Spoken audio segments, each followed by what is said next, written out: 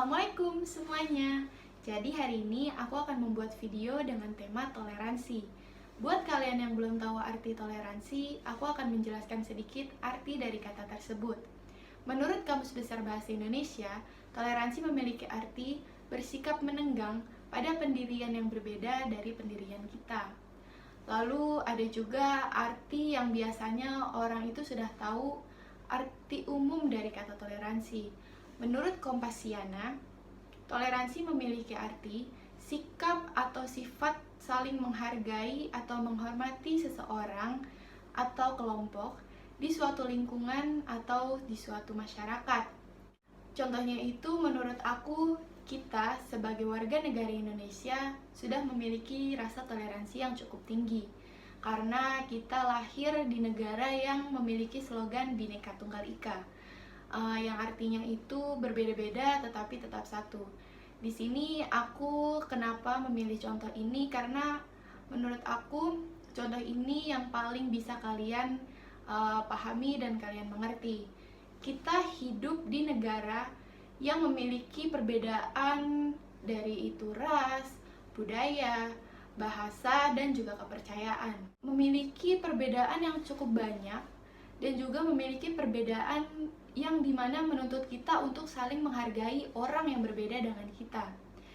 Contohnya, aku sebagai seorang muslim hidup di daerah yang tidak hanya memiliki orang Islam di dalamnya, tetapi juga ada orang yang memiliki kepercayaan lain dan juga ras yang berbeda dari aku dan keluargaku dan juga tetanggaku yang lain.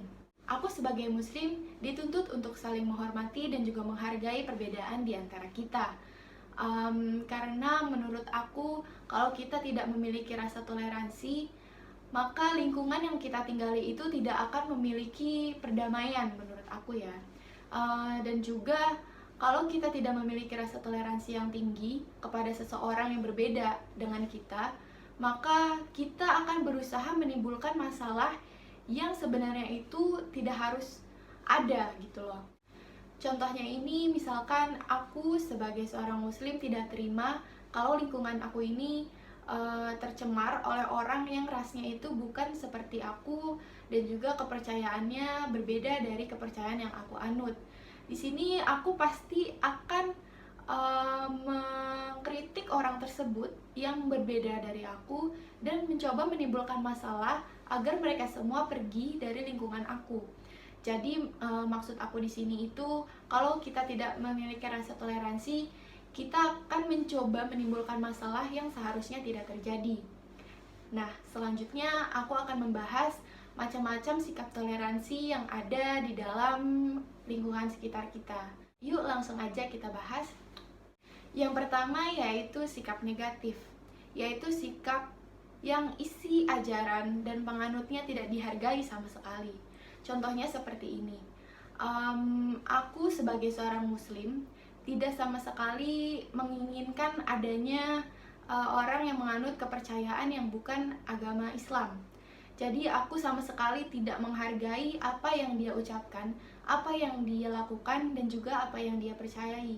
Yang kedua yaitu sikap positif, di mana isi ajarannya ditolak, tetapi penganutnya kita hargai dan juga kita hormati.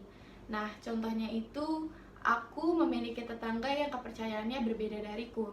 Aku tidak bisa mengikuti ajaran mereka karena agama kita berbeda, tapi aku menghargai keluarga dan juga apa yang sedang mereka lakukan. Aku bisa menghormati mereka, aku menghargai mereka dan memperlakukan mereka seperti aku memperlakukan saudaraku sendiri. Tetapi aku tidak bisa menerima ajaran mereka karena aku memiliki ajaranku sendiri. Yang ketiga yaitu sikap ekumenis, di mana isi dan ajarannya bisa kita terima, hargai, dan juga hormati. Contohnya itu, aku sebagai seorang muslim sering mendengarkan ceramah dan bertujuan untuk menjadikan diriku ini lebih baik lagi. Jadi aku bisa menerima saran dari pendakwah tersebut dan juga mengimplementasikannya terhadap diriku. Nah, selanjutnya kita akan membahas tentang manfaat-manfaat apa yang kita dapatkan kalau kita memiliki toleransi yang tinggi. Yang pertama yaitu meningkatkan rasa persaudaraan. Yang kedua, meningkatkan rasa nasionalisme. Yang ketiga, meningkatkan kekuatan dalam iman. Di sini kita sebagai manusia memiliki hak-hak untuk menjalin hubungan baik dengan sesama kita. Yang keempat itu mudah mencapai mufakat. Maksudnya di sini itu saat kita mengambil keputusan, kita akan cepat menerima pendapat orang lain saat kita memiliki toleransi yang tinggi, karena kita dapat menghargai dan juga menghormati pendapat orang tersebut.